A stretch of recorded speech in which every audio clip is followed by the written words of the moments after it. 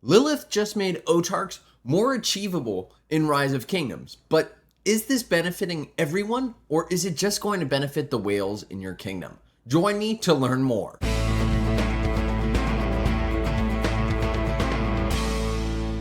What is up, ladies and gentlemen? Welcome back to another Rise of Kingdoms gameplay video from your very own Shappy Gaming. Today, we are talking about one of the most exciting updates to be coming to Rise of Kingdoms, and that is the new Autarch testimony reward system adjustments.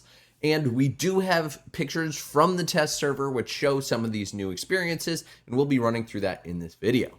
Now, all of this will be captured in the chapters below. If you want to jump to a specific chapter, feel free to do that. And if you enjoy the video, be sure to drop a like. It helps me out a ton.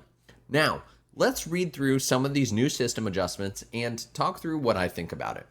So first things first, they've added a new Autarch points leaderboards, which will rank governors by kill points, death points, and heal points. If you are not selected as an Autarch, but ranked in the top 10 of any of these leaderboards, you'll automatically receive one Autarch testimony. This is really good, mainly because of the fact that if you're not on the winning side in a KVK, you're kind of SOL when it comes to Autarch testimonies. However, if you are a big fighter, or let's be honest, a whale, the odds are pretty good that you can actually get an Autarch testimony simply by getting a lot of kills, a lot of dead, or a lot of heals. This is great. This adds an extra 30 Autarchs to the kingdom and to the KVK. I'm a big fan of this. I think it's a good change. I just wish it were a little bit more accessible, but beggars can't be choosers. Now, the next thing they've added is Autarch testimony fragments. If you do not receive an Autarch testimony, you can earn one Autarch testimony fragment by completing the new Autarchy Crusader achievement. We do have an image of this as well. 3 fragments can be combined into one Autarch testimony. This means for normal players, after 3 KVKs, you can get an Autarch even if you don't win. That's a big win. I think that's a huge improvement. It makes these much more accessible to the gross majority of players. Now, this will take effect in Lost Kingdoms that begin after August 7th, which is fine. Not my current KVK, kind of bummed about that, but it is what it is. Now, they've also adjusted the number of Autarch testimonies you can assign to other camps. The details are as follows. In stories with 4 camps, you have 240 Autarch testimonies and 30 legendary Autarch testimonies today. This has been changed to 210 Autarch testimonies and 60 legendary Autarch testimonies. Now, if you're anything like me, you're wondering what the heck is the difference between these two? Well, after a little bit of research, I've discovered that Autarch testimonies can be directly delivered to your coalition. So let's say there are 4 alliances in your coalition. You can pick 210 different members of that coalition to get an Autarch. Now, the problem with that is you can only give 30 legendary Autarch testimonies to any of the other coalitions, which means if you're an ally and you're in another coalition, you're kind of screwed, which sucks when we talk about the different partnerships that you see in KVKs. They've now changed it so you can give 60 legendary Autarchs to your allies in KVK. Personally, I still think that is too low, but we'll see how this shakes out. It's definitely an improvement. They've doubled it, which is pretty nice. I also think, yeah, they've kept the total number the same. So overall, I think that's fine. I think it's a good improvement. The only issue is going to be that if you do have another ally that's contributed a lot, they're only going to be getting a handful of Autarchs. Now, it is important to mention that whoever owns the Zig is the one who gets to actually control these standard Autarch testimonies. Now, you can see here in stories with 6 camps, they've changed the numbers there as well.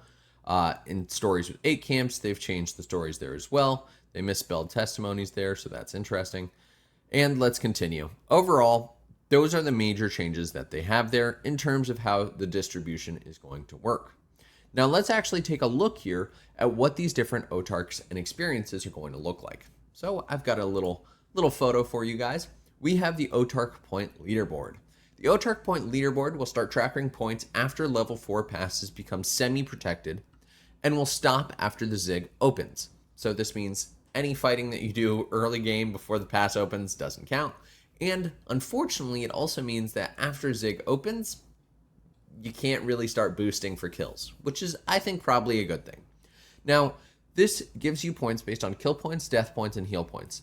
After the list of Autarchs is finalized, any governors who ranked in top 10 of one of these three leaderboards, but were not chosen to receive the standard Autarchs, will automatically receive one Autarch testimony. What this means is, we'll see how this shakes out, if you are in a winning kingdom, they may take a look at the leaderboard and say, actually, this guy's in the top 10 for one of these, I'm just not going to give it to him, which is kind of a bummer if you think about it for the other kingdoms. The nicest thing to do would say, we'll give our top contributors Autarchs, and that'll be that. And, that's that. Unfortunately, I think it's probably going to end more with the former than the latter, but alas, we'll have to see how it all shakes out. Now, as I said earlier, I think this is interesting. I think it'll be really, really interesting to see how this works with people that are zeroed. I wonder if we'll see more people getting zeroed for this, but who knows? But it is nice that losing kingdoms now have a chance. Now, here's what the current test server states is going to get you that fragment for. It's 7.5 million tier 4 units from other camps, and again, you need 3 of these, and you can get 1 per each KVK. I'm actually a fan of this. I think this is a reasonable number. I think most players should be able to get this many kills in a KVK, or at least I hope so. That's not that much, and it's T4, which means you can't actually just boost to get your Autarchs, which I think is a nice change. Now, they do have a rule about this, which again is only governors who do not receive an Autarch testimony can unlock this achievement, which means that, yes, it's 3 KVKs unless you win. If you win, you get an Autarch, and you can't actually get this fragment within that KVK. I think that's nice. It keeps things balanced, and it also makes it so winning KVKs doesn't become the absurd way where you can get a bunch of Autarchs at once. So it gives you something to work for. Now, here is the Autarch points leaderboard. So this lets you actually see how many points everyone's getting. This is how a user will actually look. As you can see, this is from the test server. But overall, I think this update's really good, mainly because it makes it so Autarchs are more accessible. Now, you may be wondering, what the heck should I use my Autarchs for? Well, having Autarchs gets you a couple different things. The first thing it gets you is going to be access to the Autarch Tavern. This is the same as the Vindicator Tavern. You get to spend gems to get commander heads. Overall, not worth it. I'm not going to spend time on it. But the main value here is the Autarch limited different inscriptions that you can get. So you can get your Arch Formation inscription. You can get the Hunter Formation, which is huge for your wedge formations. This is a really big deal. And by making these Autarchs more accessible, what you're going to actually see is a lot more people having these different inscriptions. Now, the challenge that I foresee here is that you may end up seeing whales have super OP inscriptions compared to normal players, but we'll have to see how this really shakes out. To be honest, I'm not going to jump ahead and start thinking that that's going to be the case right away. I also think that realistically, you're talking about getting a Hunter inscription, which only applies to 1 piece of equipment per march. So I'm not too worried about it. I think we'll see how it shakes out. But if you guys have enjoyed, be sure to drop a like on the video and hit that subscribe button right over there, bottom right-hand corner, and hit that bell so you get notified when new episodes come out. Thank you all. Chappy out.